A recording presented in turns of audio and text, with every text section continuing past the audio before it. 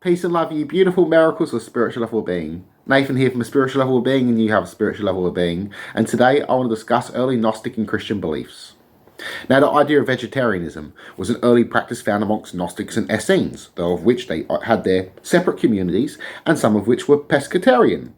The reason for the pescatarian belief was they believed that fish had no soul. It was a divine food of God, basically, placed here for us, that they simply split in two.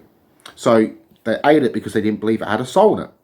Not all Gnostics or Essenes believe this, as some believe that all life contained a soul, including the plants.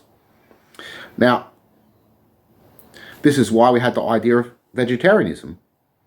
But Jesus did say it doesn't matter what goes into your mouth, it's what comes out of it. And this would have been also linked in with cursed is the lion that eats man. The reason he said this is because you're absorbing its impurity. So the lion's absorbing man's sins and impurities, etc. Now, this idea is found in the Agori, where they would even say eat dead bodies, because they believe they are absorbing their sins and impurities, and that soul won't have to go through purgatory or karma and won't have to reincarnate anymore. Now, the idea of purgatory was also found in early Gnostic beliefs too. This idea was much before Catholicism. The idea of a trial, if you will, a place that you had to pass through a test in order to reach the true afterlife. Now, the idea of a Mother, Father, God as well was found in early Essenes and Gnosticism, the first Christians. So the idea of a God having both masculine and feminine properties. This idea was also found in the soul. The idea of the soul being masculine and feminine. Some believe that males would have a female soul and females would have a male soul. Some Gnostics believe that all souls are female. Now, another thing is with marriage. Some rejected marriage, as they seen marriage come after sin. Some early Christians embraced it as it was two souls coming together, the masculine and femme. So what is above, so below.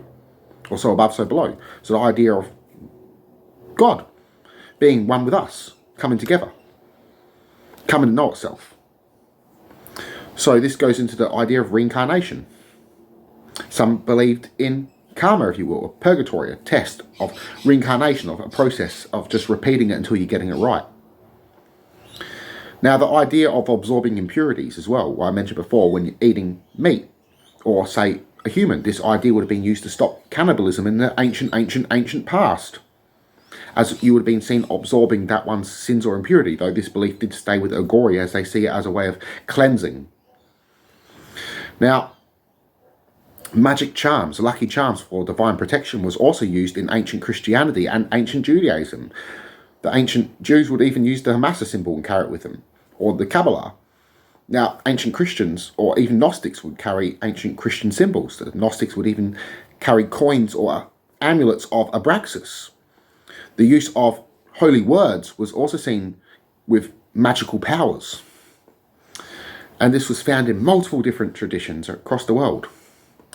The idea of speaking in tongues, which is also Gnostic, was a way of having a private communication with God, but it was also a way of speaking in another language that wasn't your own. Say, if you were Greek, you'd speak a bit of Jesus' tongue in ancient Hebrew as a way of communicating with God. Now, another beautiful thing was no dogma, in a sense, that ancient Christians would all read each other's writings, and this belief was carried on in Gnosticism, as they would also read other holy text of other religions, and this belief was accepted. Now, it wasn't until the early church fathers started forbidding this and doing persecution that this practice stopped, as Christians favoured multiple different texts before this. So it's interesting when we see these earlier beliefs. We also have the idea of non-violence, and later on this would be changed with the Catholics and Orthodox, who even encouraged armed pilgrimages, would encourage attacking heretics, etc. Nasty stuff like this. So the idea of having no weapons even was an early Christian belief. This is why Jesus said those who live by the sword die by the sword. The idea of a war god was Yahweh, what Jesus rejected, and so did many ancient Christians. So peace and love, everyone. I love you all. Connect to my mind and soul. Namaste.